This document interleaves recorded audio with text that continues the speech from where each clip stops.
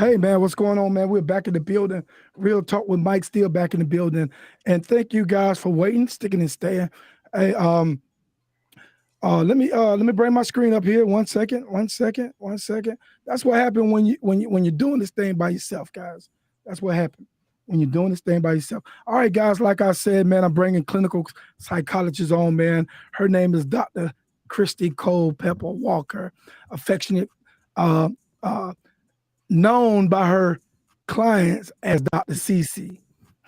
She's a licensed clinical psychologist, currently providing therapeutic services to children, adolescents, and their families at Kennedy Krager Institute in Baltimore, Maryland.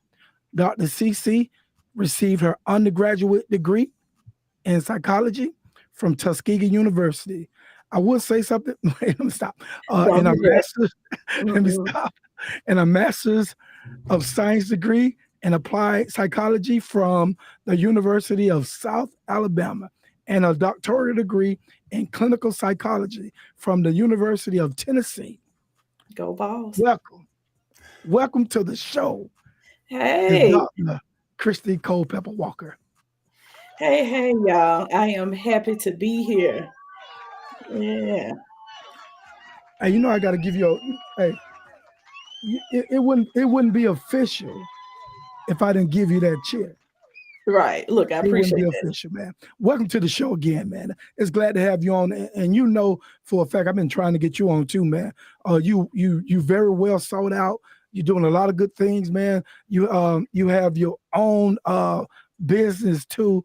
It's Heart and Soul Mental Health, Yeah. right? Yep. That's it. And you can be found on Instagram and Twitter at Heart and Soul Mental health. Yep. Mental Health. Okay, I was looking at your acronyms there. So before you even get into what I want to talk about is depression and how people are coping during this Christmas holiday and what they're doing, just to have some sense of sanity. But before you get into that, man, tell the listeners and my people a little bit about Heart and Soul. Sure. So, hey, y'all, I am happy to be here. I have known Mike for a long time. Yeah. And so I'm happy I could finally get on the show. And our co host here, I've been knowing for a couple of months now. So, this like a little reunion. I appreciate it. Yes, it Yeah. is. So, heart and soul. Go Yeah. ahead. Heart and Soul Mental Health is my baby. It is my business outside of what I do during the day. So during the day, I am doing therapy, cognitive behavioral therapy, dialectical behavioral therapy, family therapy with children, adolescents, young adults, and their families. But my passion is making sure that communities of color understand about mental health resources, understand that therapy is actually a tool and it's not something that should have stigma attached to it. So, what I do with Heart and Soul, I go out, I do speaking, trainings, workshops. I just did a women's conference up here in Baltimore in October. It was amazing, a women's empowerment conference. And so, all of that is under Heart and Soul. I also do consultations. If you all have questions, you can get at me. Man, thank you, thank you, thank you, thank you. Now, Dr. Christie, Yeah, we're gonna drop that information again before yeah, you leave because I want people to really connect with you because one of the things that I like to have happen on this show is Dr. Christie come by and just give the people some food for thought, give the people some ways to kind of deal with the everyday hustle and bustle of what we got going on, man. yeah. It's just trying to maintain in a healthier way. Jay, and you can relate to that too, my brother. Yeah. Absolutely.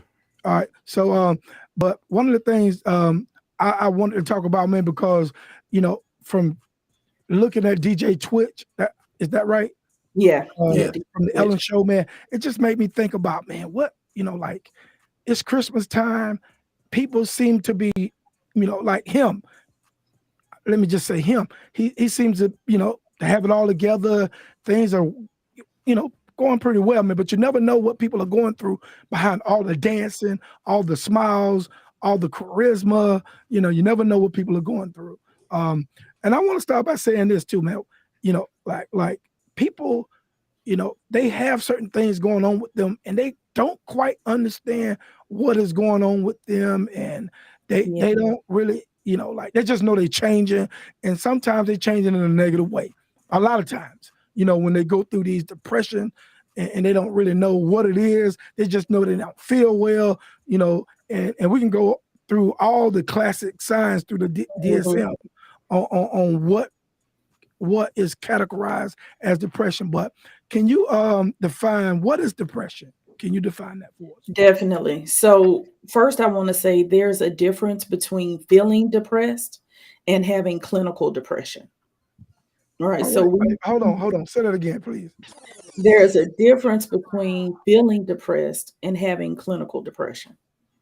Okay. So we throw words around real easily, right? Not just in our communities, but in other communities as well.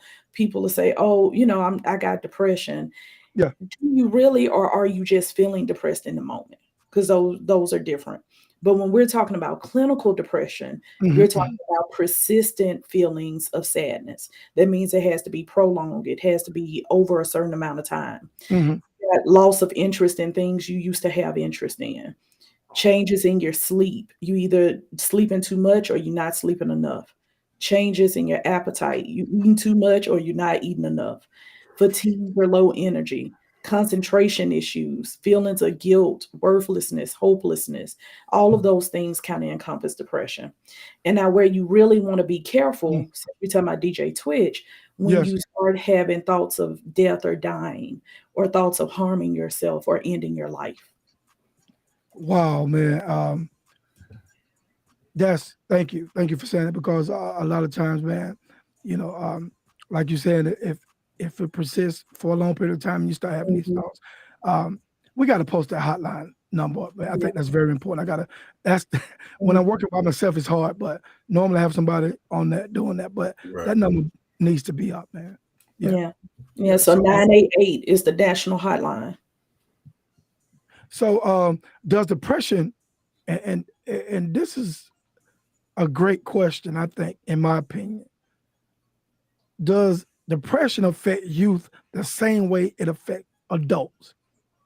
Mm. Yeah, definitely. It definitely can. You can see all of those symptoms in our youth as well. One thing that might be a little different, though, is you will see more acting out, more Hmm. behavioral concerns, because they don't always have the words to use. And so sometimes it comes out as anger. A lot of times we see that in males, right? So whether it's young males or even adult males, you will Right. see anger instead of sadness because that's more acceptable. Mm, That's what people think you're supposed to see. And so it's anger that's on top. But if you get up under there, there's some sadness, there's some depressed feelings, there's some feelings of guilt or hopelessness. yeah. Yeah. So, how you get up under there? I mean, like, what do Yeah, you? I mean, like, because a lot of times we miss that because we just see an angry kid that's acting out, and yep. sometimes parents like to say, "Just go to your room or shut the H up and get out my Mhm. face," and then like it. How we get up. I mean, parents got to be. We got to recognize that too. Right. So one, we got to slow down and we got to pay attention. So one of the questions I ask, I don't care what's coming through my door. You can come in and Hmm. say, they threw something at school, they cursed somebody out, they did this. Why? Behavior has a function. We do things for a reason. We might not always know why we do them, but we are doing things for a reason. And Hmm. so we have to stop and slow down and get past the, oh, you're not acting right. Oh, you got an attitude. Oh, you need to stay in a child's place. You need to, be respectful. Get past that and figure out why people are doing what they're doing. Mm. So now you gave us a couple differences how adults act. I mean, how kids act when they're depressed. What are some telltale signs from adults? So with adults, a lot of times because we like to manage our impression, it's a little bit harder for us to come out and say, like, hey, I'm feeling sad or I'm feeling depressed, I need help, right? We don't usually do that. But you'll notice people that are having issues and functioning when they didn't have it. So now you showing up to work late for Hmm. no reason. right? You can't quite get your stuff done. That Hmm. relationship that you in not quite going right, and you don't know why. You just not feeling well. You can't really put words to it, but it's something there. All Hmm. of that stuff can warrant you going to therapy to see. Maybe it's depression, maybe it's anxiety, maybe it's just you in a rough part of your life, Hmm. but going and trying to seek help, somebody else can help you figure it out. Mm, mm, mm. I wanted to ask a question. Do you think with kids going into depression, because I'm just going ahead and like kind of like reliving my own situation when Mhm, I was smaller. Do you think that a lot of times with kids on depression that it's overlooked because us Mhm. as adults as a whole we might look at it and say, well, you ain't got no bills, you ain't Right. I'm paying for the roof, you don't have problems that I have, so my Yeah. problems don't equate to how you should feel. I should feel the way because I'm an adult. I'm paying Right. the bills. I'm taking care of you. I got to drive you to school. You shouldn't have no problems. I'm So doing you stuff that's important, right? exactly. So you think that Yeah. sometimes it's overlooked because they are under the age of 21. They don't have no so-called responsibilities in the real Mhm. world. So maybe it might get overlooked and say, boy, get over it. Girl, get over it. Yo, Yeah. you'll be all right. Just walk it off. You know what I Yeah. mean? So I see that all the time, actually. So people overlook because they think, oh, well, they haven't lived long enough to have Mm, real problems. And so what we have to say is their stuff is just as real to them and can have just as real consequences as our stuff can have to us. So what we call puppy love for some of these kids are out here harming themselves and really? sometimes trying to end their life over what we're calling puppy love, but it's real to them and it has real consequences. So again, we have to stop and pay attention. We have to ask questions. We have to give them space to talk. And I'm looking at the comments. Rita said her friend has brain fog and some depression and isolates. That's another good symptom that I didn't touch on, isolation. And so, Mike, I know you asked, like, what do we see in adults? Adults isolate, and so do kids. mhm. All right. So when they in their room all the time and you like come out and they don't want to, a lot of times parents will think, oh, they on their phone, they doing what they doing with their friends. Sometimes they in there struggling, Wow. Mm. straight struggling. So it's safe to say, man, parents, you know, um, we we got to know our kids too. I think, we got to spend enough time knowing our kids, spend enough time engaging our kids so we can be aware when we see changes in our kids that we can be on top of it. A lot of times we be in the house with our kids, um, doing our own thing, they doing their own thing, and we really never get to know the kids the way we need to know them. And I Yeah. say maybe men more guilty than women when it comes to that, but we gotta know these kids and how they behave so we can be aware of the sudden changes that we see. Hmm. Yeah. Definitely. I do believe in because I've worked with hundreds of youth kids from all different parts of the world, and what I've noticed is that a lot of adults, whether it be the parents, siblings, or whatever, if you're older, we don't stop to go into their world. We bring our world into their world, and we don't stop and say what's going on in your world. Hmm. And let me go ahead and take it in, because a lot of times that kid will start talking, and that parent or that adult might cut them off and say, "Oh, you shouldn't be feeling that way," and they haven't even been finished like emptying their cup. And a Yeah. lot of times with these kids, when they talk, I had a kid tell me, "Man, that's the first time I was able to ever let out in my what was actually going Mhm. on in my head." Yep. You know what I mean? We don't stop our world to go into their world and to go in. Why are you feeling this way? What are you doing? You know what I mean? It's like really none of that. And I didn't have that like going on. You know what I mean? You just had to pick up and you just had to go. You know? Right, right, right.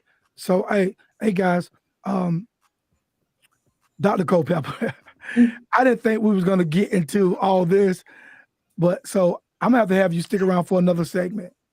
Okay. The segments are 15-minute long, and we already we already 13, 14 minutes into the segment. So I'm gonna bring you back the next segment. We're gonna finish up, okay? Okay. Hey guys, we're talking to Dr. Christy Culpepper Walker. Dr. Cece. We'll be right back, man. Hey, man, this is Real Talk with Mike Steele. Hey, we'll be back.